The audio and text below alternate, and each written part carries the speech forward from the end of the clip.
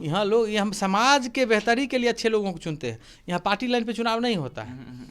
लोगों ने कहा कि तुमको मुखिया का चुनाव लड़वाते हैं, मुखिया का चुनाव लड़ जाओ और तुम यहीं रह जाओ गाँव में, तुम्हारी ज़रूरत है गाँव को। तो इसके लिए मेरा परिवार तैयार नहीं था। ई गाँव दिल्ली छे ने कूड़ा के ढेर छे। अच्छा, हमें दिल्ली में कहलिए केहन लागे छो, तो हियाँ तो ठीक बुझाई छै, बाहर जैसे हमरा ठीक हम नहीं बुझाई छै। कहलिए गाँव हिएँ रहबो, नहीं हम दिल्ली में नहीं रह सकै छी। अगर ऐसा ही होता जी तो सुदर्शन भगत जैसे लोग ये तो नहीं होते, अच्छा एग्जाम्पल। प्रताप सारंगी तो नहीं होते, नहीं गोविंदाचार्य तो कभी सांसद नहीं बने, विधायक नहीं बने, निगम पार्षद भी नहीं बने, मुखिया भी नहीं, पूरा देश जानता है। जब मैं होश संभाला, दिल्ली में विद्यार्थी था, सीए की पढ़ाई करता था। जी नमस्कार, स्वागत है आपका। मैं हूं अविनाश भट्ट, आप देख रहे हैं द न्यूज़ हॉल्ट। ऐसा है कि जब हम पंचायत चुनाव के कवरेज में निकलते हैं तो हर एक तरह का माहौल दिखाते हैं हम आपको। वैसा माहौल भी दिखाते हैं जहां लोगों को चीज़ें समझ में नहीं आती हैं, क्या चल रहा है क्या नहीं चल रहा है वो समझ में नहीं आता। वैसा भी माहौल मिलता है जहां जनता जो जनादेश देती है मुखिया को, जो वोट करते हैं, जनता जो है उस समस्या पहले से बोलना शुरू कर देती है। कैमरा माइक देखने के बाद उनको लगता है कि बोलेंगे तो सब कुछ निकल के सामने आएगा। तो आइए हम अभी मुखिया प्रत्याशी से मिलवाते हैं। वो बहुत नामचीन हैं और अपने कामों की वजह से नामचीन हैं, तथाकथित राष्ट्रवादी भी हैं और भाजपा युवा मोर्चा के जिला अध्यक्ष भी हैं। बेगूसराय जिला अध्यक्ष हैं भाजपा युवा मोर्चा के। हमारे साथ हैं राममूर्ति जी। राममूर्ति जी, बहुत बहुत स्वागत है आपका द न्यूज़ हॉल्ट पे। बहुत बहुत धन्यवाद। आप बहुत दूर से हमारे बीच में आए हैं, हमारी बातों को लोगों तक पहुंचाने के लिए आपका और आपकी टीम का हृदय से धन्यवाद। न्यूज़ हॉल्ट के पूरी टीम का हृदय से धन्यवाद। ठीक है सर। तो कुल मिला के ये है कि पूरा बेगूसराय घूम रहे हैं हम लोग, है ना, और लगभग कभी अगर बाहर भी जाने का मन मिलता है तो हर एक जगह घूमते हैं। देखते हैं यही हैं भैया जी नॉर्मली कि जब आप किसी माइनॉरिटी वाले जगह पे चले जाइए, है ना, या फिर SC ST वाले जगह पे चले जाइए, या फिर जनरल वाले जगह पे, जो हम लोगों ने और राजनीतिक स्वरूपों ने जो बांट रखा है समाज को, उस हिसाब से मैं बात कर रहा हूँ। तो वहाँ लोगों की सोच में, लोगों की थॉट में और हर एक चीज़ का नज़रिया बदल जाता है। जैसे मैं कहीं जाता हूँ तो कुछ लोग जिनको ज़्यादा समझदारी नहीं है या फिर ज़्यादा उस चीज़ों को समझ नहीं पाते, वो सीधा बोलते हैं देखो नल नहीं लग रहे, कॉल नहीं लग रहे, सड़क नहीं बना, ये नहीं हुआ, वो नहीं हुआ। अभी हम यहाँ आए तो वो चाचा जी मतलब समझ रहे थे चीज़ों को, तो वो बता रहे थे कि किस तरीके से है, लाभ नहीं मिल पाता है, कैसे नाम नहीं जुड़ता है। सबसे पहला सवाल ये रहेगा आपसे कि आपकी मुखिया उम्मीदवारी किस पंचायत से है और इस मुखिया उम्मीदवारी की राजनीति में आप कब से हैं, और आपके पंचायत की, जिस पंचायत से आप मुखिया उम्मीदवारी कर रहे हैं, उस पंचायत की मूलभूत ज़रूरतें क्या हैं। ऐसा क्या आपको दिख गया कि आप जिला से निकलकर अपने गांव चले आए और मुखिया की दावेदारी पेश कर रहे हैं। देखिए, मैं 2005 से संगठन से जुड़ा हुआ हूँ। जब मैं होश संभाला, दिल्ली में विद्यार्थी था, सीए की पढ़ाई करता था, संगठन से जुड़ा और वहाँ मैं संगठन की तरफ से नगर निगम के चुनाव में, विधानसभा छतरपुर में संगठन की तरफ से 2 नगर निगम के चुनाव में प्रभारी रहा जी। उसके बाद जब 2014 का लोकसभा का चुनाव था तो कई लोगों ने दिल्ली में 1 साल का समय दिया था होल टाइम, उसमें मैं भी होल टाइमर रहा और मैं वहीं सीए की पढ़ाई बीच में छोड़ा, फिर दिल्ली हरिद्वार गया, योग सीखा, वापसी किया, कॉर्पोरेट में योग सिखाया। फिर एक सांसद थे राज्यसभा के बसवराज पाटिल सेडम, कर्नाटक के भाजपा के प्रदेश अध्यक्ष रहे थे। उनके साथ निजी सचिव रहा 2013 से 2016 फरवरी तक जी। और 2015 के एक यहाँ से जुड़ाव का विशेष विषय हुआ। 2015 में यहाँ विधानसभा का चुनाव था और यहाँ NDA के प्रत्याशी थे श्री अरविंद सिंह, उनसे व्यक्तिगत जुड़ाव था और मैं उनके चुनाव में आया व्यक्तिगत रूप से यहाँ काम करने, मंसूर चक के प्रभारी कैंपेन करने के लिए आया। ठीक है। और मेरे साथ एक दिल्ली कानपुर IIT के मेरे मित्र थे, प्रोफेसर थे, वो भी आए।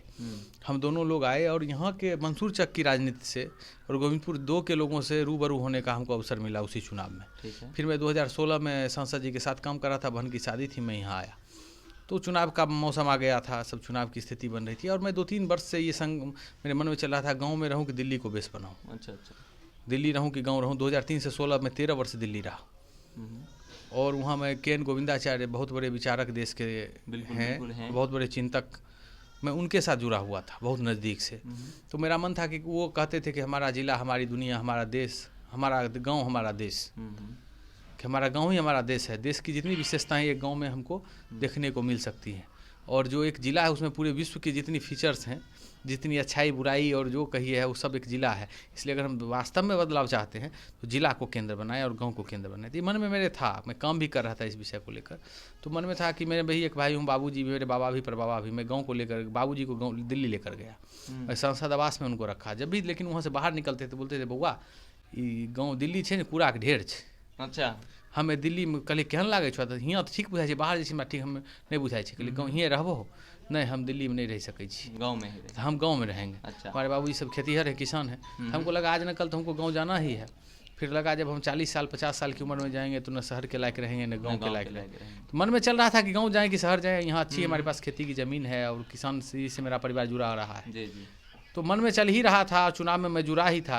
लोगों ने कहा कि बहु क्या अच्छा होता है जो राम मूर्ति को यहाँ चुनाव मुखिया का लड़ा देते हैं। अच्छा अच्छा, लोगों ने कहा कि तुमको मुखिया का चुनाव लड़वाते हैं, मुखिया का चुनाव लड़ जाओ और तुम यहीं रह जाओ गाँव में, तुम्हारी ज़रूरत है गाँव को। तो इसके लिए मेरा परिवार तैयार नहीं था। सच बताएं, आपको घूमते हुए मैंने आपको मतलब कई बार देखा है, बट नॉर्मली वो कुर्ता और वो आपका एक बैग होता था, मतलब दूर से ही लग जाए कि भाई बैग अभी भी है। हाँ। तो दूर से ही लगे कि हाँ मतलब कोई मतलब संघी लोग हैं, विचारक आदमी हैं, कहीं जाके बैठे बात कर रहे हैं, किसी चीज़ के ऊपर बात हो रही। तो इस टाइप का मतलब देख के ही माइंड सेट लगता है। तो ऐसे लोग राजनीति में कितने सफल हैं, इस चीज़ के बारे में देखिए। राजनीति तो ऐसे ही लोगों के लिए है। अच्छा, राजनीति क्या बात करते भाई, आजकल फॉर्चूनर होना चाहिए, 2-4-10 करोड़ रुपया होना चाहिए। सेटअप फॉर्मूला गलत सेट हो जाए अच्छा, तो वो सही नहीं, वो उदाहरण नहीं बन सकता है। हम लोग तो वही देख रहे हैं ना। अगर ऐसा ही होता जी तो सुदर्शन भगत जैसे लोग ये तो नहीं होते, अच्छा एग्जांपल। प्रताप सारंगी तो नहीं होते, नहीं। गोविंदाचार्य तो कभी सांसद नहीं बने, विधायक नहीं बने, निगम पार्षद भी नहीं बने, मुखिया भी नहीं, पूरा देश जानता है।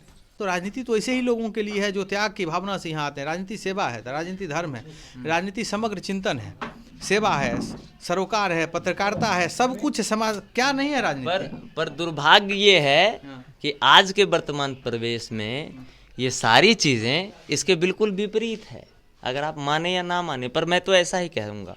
नहीं देखिए, ऐसा है ना, कोई फॉर्मूला गलत सेट हो जाए, कहें ना कि वो लोगों को उसको उदाहरण नहीं बनाना चाहिए। देश में हजारों लोग हुए, लेकिन लोग त्यागी तपस्वियों को क्यों याद करते हैं? शंकराचार्य को लोग क्यों याद करते हैं? विनोबा को क्यों याद करते हैं? जयप्रकाश जी को क्यों याद करते हैं? क्यों क्या कहते हैं डॉक्टर लोहिया को लोग याद, दीनदयाल उपाध्याय को लोग क्यों याद कर रहे हैं?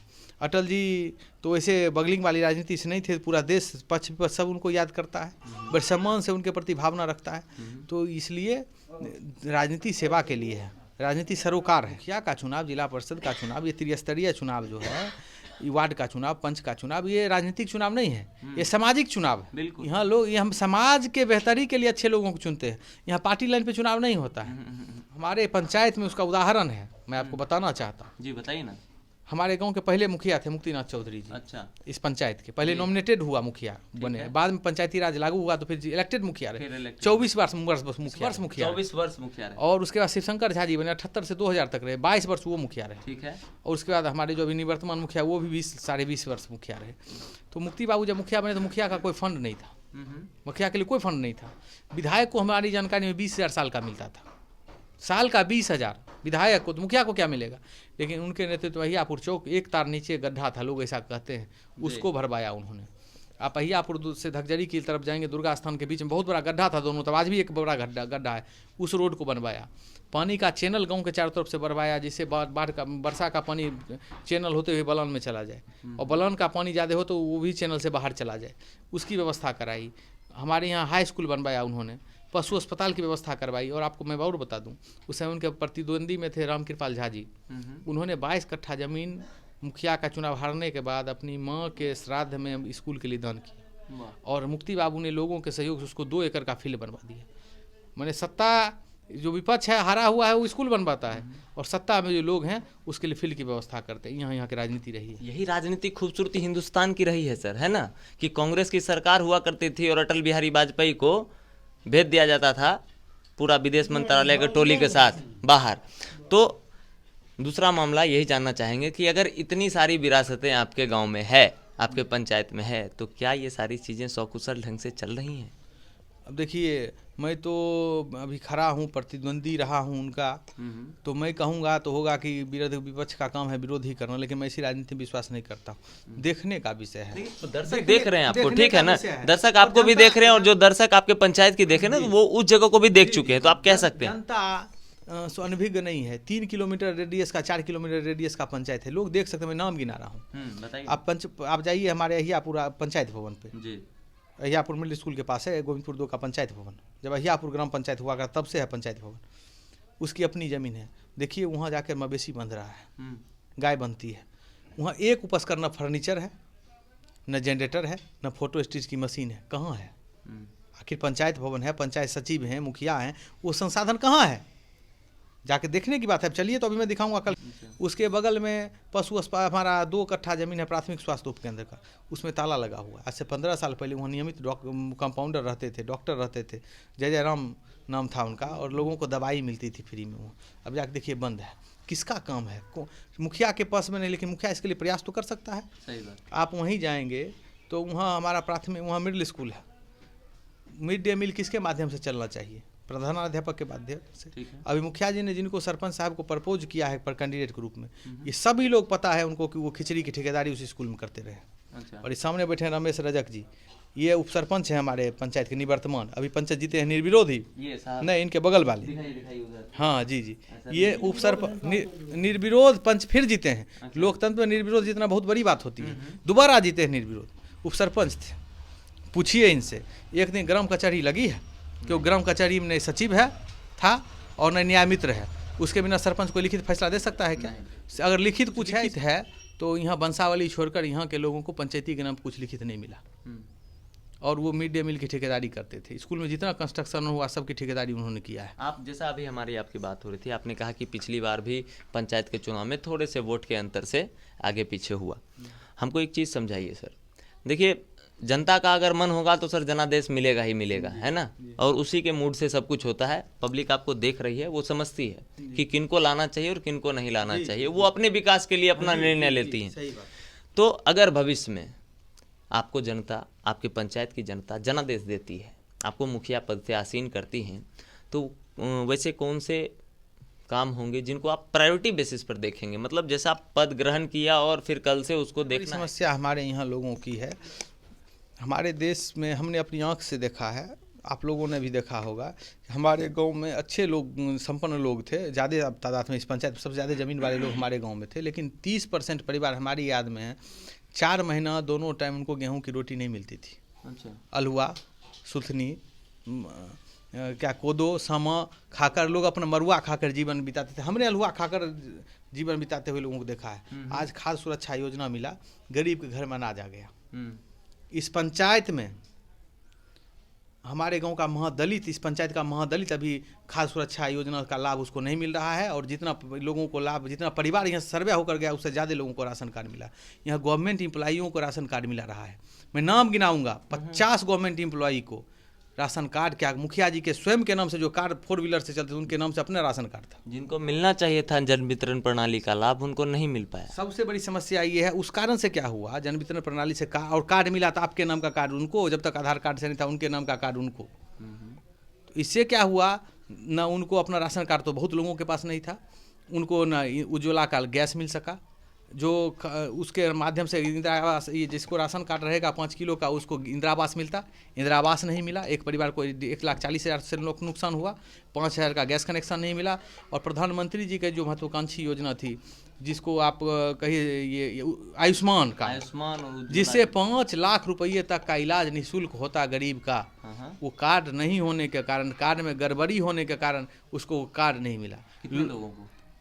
हमारे पंचायत में कम से कम 70 से 80% लोग हैं जिनको आयुष्मान का लाभ, हम 90 का हमको अंदाजा नहीं, हम 70-80 तो कम से कम है, 90 हो सकता है 90 भी हो, तो उसको आयुष्मान का लाभ नहीं मिला। 5 लाख का इलाज उसका सरकारी अस्पताल से लेकर निजी अस्पताल में होता, और लोग ब्याज पर पैसा लेकर, समूह से पैसा उठाकर इलाज करवाने। बेसिक जरूरत है ना, शिक्षा, स्वास्थ्य, रोटी कपड़ा मकान, पेयजल, शिक्षा और स्वास्थ्य, ये आज बेसिक प्रायोरिटी बेसिस पे मैं प्रयास करूंगा कि यहाँ के लोग जो इस योजना से वंचित हैं उनको वो कार्ड मिले। मैंने आपके कुछ संस्थान का नाम जुड़वाना बंद कर दिया, नहीं करवाया पाया मैं। हमारे यहाँ अनुमंडल में सबसे ज़्यादा 16 कट्ठा के आसपास ज़मीन है पशु अस्पताल को। अच्छा, वो जीर्णशीर्ण अवस्था में है। अनुमंडल में उतना ज़मीन किसी अस्पताल को नहीं है। पहले वहाँ भी डॉक्टर रहते थे, अभी दवाई ववाई मिलता है लेकिन डॉक्टर कोई नहीं आता। उसको कोई नहीं पूछा कि तुम क्यों नहीं आते हो। उस अस्पताल को ठीक करना। हमारे यहाँ हरशंकर बाबू बहुत बड़े गायक थे, और आपको लेके भी गया था उनके घर पे, जमींदार भी थे, नाल वादक, हाँ तबला वादक। उन्होंने 5 कट्ठा जमीन गांव के सबसे प्राइम लोकेशन पे खरीद कर उग्रतारा मुक्तिनाथ दातव्य औषधालय बनवाया। उसमें 20-30 वर्ष तक वैद्य बैठे। उनको 3 बीघा जमीन उन्होंने जीविकोपार्जन के लिए दिया था। कमिश्नरी से उस हॉस्पिटल को ग्रांट मिलता था। वहाँ कुआं खुदवाया था, शानदार बिल्डिंग था। आप जाइए उसकी स्थिति जाकर देखिए। जबकि आयुष पर फोकस है भारत सरकार का, बिहार सरकार का। वहाँ ये पूरे अनुमंडल में एक ही हॉस्पिटल रहियापुर में है, गोविंदपुर 2 पंचायत में वो बंद पड़ा हुआ है। पुलकित पुस्तक, हमारे 2 पुस्तकालय है। पुलकित पुस्तकालय हमारे गांव के ही पूर्व के मुखिया जो अखंड बछवाड़ा और मंसूर चक के प्रखंड प्रमुख रहे 18-20 वर्ष, शिवशंकर झा जी, उन्होंने अपने पिताजी के नाम से ज़मीन दिया। वो पुस्तकालय खंडहर बना हुआ है। पुस्तकालय फंड का पैसा डीएम के यहाँ से, डीडीसी के यहाँ से लौट जाता है, जिला परिषद से लौट जाता है। और हमारे यहाँ पुस्तकालय में कोई जगह ज़मीन है, शांत एकांत जगह है जहाँ बच्चे जाके पढ़ते, वो खंडहर बना हुआ है। ये सब संस्था उसका विकास करना, जिससे लोगों को सार्वजनिक रूप से लाभ, व्यक्ति का लाभ कितना करता हूँ। मुखिया का चुनाव का रिजल्ट मैं नहीं जानता हूँ कि क्या होगा, क्योंकि जनता के हाथ में है। मेरा काम प्रयास करना है। मैं पिछली बार भी जीता था वोट से, नोट और चोट से हार गया था। इस बार ऐसी स्थिति ने अपार बहुमत देने के विचार में है जनता, ऐसा हमको लगता है। हमारे दर्शक हमें लगातार देख रहे हैं, वो ये सोच रहे होंगे कि कैसा जनप्रतिनिधि है भाई, एक एक गली, एक एक नाला, मतलब एक एक घर का जानकारी है। देखिए होता क्या है ना, जब आप शिक्षित और साक्षर समाज में जाएंगे ना, तो आपको इस तरह के जनप्रतिनिधि मिलते हैं। और आप मतदाता हैं, आप दर्शक हैं, आप मूल्यांकन करते हैं कि किसको सत्तासीन होना चाहिए और किसको नहीं। तो बाकी बात सारा मूल्यांकन आपको करना है, हम तो बस आपको दिखाने आए हैं। भैया जी, आखिरी बार यही कहेंगे कि आपको चुनाव चिन्ह मिल ही गया होगा। 8वें चरण का चुनाव है, 24 तारीख को मतदान होने हैं। 10वां चरण है, 10वां चरण में है, 8 दिसंबर को चुनाव है। 8 दिसंबर को चुनाव, 10वां चरण में, और 10 को रिजल्ट। तो सर इतना दिन पहले नॉमिनेशन और चुनाव चिन्ह सबसे किसी, अभी 11 चरण में चुनाव बिहार का हुआ है, जिसमें 10 चरण में बेगूसराय में चुनाव हुआ। 1 चरण का चुनाव अपने यहाँ नहीं हुआ, उसके बाद ही शुरू हुआ यहाँ। तो अपने यहाँ इतना वक्त किसी भी चरण में नहीं मिला। हमको लगता है सबसे ज़्यादा वक्त आप लोगों को मिला है। इस चरण में सबसे ज़्यादा वक्त पूरे अक्रॉस बिहार मिला है सब लोगों को। हाँ जी। तो आप हमारे दर्शकों के माध्यम से अपने मतदाताओं को कुछ अपील करना चाहें तो आखिरी बार अपील कर सकते हैं। हम अहाँ सबके एतबे कहै छी कि अहाँ हमरा अवसर दियौ। हम अवसर के अहाँके हित में उपयोग करैके प्रयास करबै। हम एक अच्छा जनसेवक बनैके प्रयास करबै। हमर चुनाव चिन्ह छै पुल छाप 5 नंबर EVM। अहाँ ओकरा पर बटन दबाइयो 8 दिसंबर के, हमरा अवसर दियौ। हम अहाँके अच्छा जनसेवक बनैके प्रयास करब, अहाँके सुख दुख में जुड़ैके प्रयास करबै। अहाँ सब हमरा अपार बहुमत से जितैयौ, यह हमरा निवेदन है। अहाँ सब देख लिए निवेदन इनका, मुखिया प्रत्याशी हैं, निवेदन करना अभी इनका काम है, आगे भी करें। हमारी यही कामना है कि क्योंकि प्रतिनिधि बस थोड़े दिन के लिए निवेदन करते हैं, फिर चुनाव जीत जाते हैं, फिर जनता उनसे निवेदन करती है। आप लगातार बने रहिए द न्यूज़ हॉल के साथ। मैं हूं अविनाश भट्ट, फिर हाजिर हूँगा आपकी सेवा में। नमस्कार।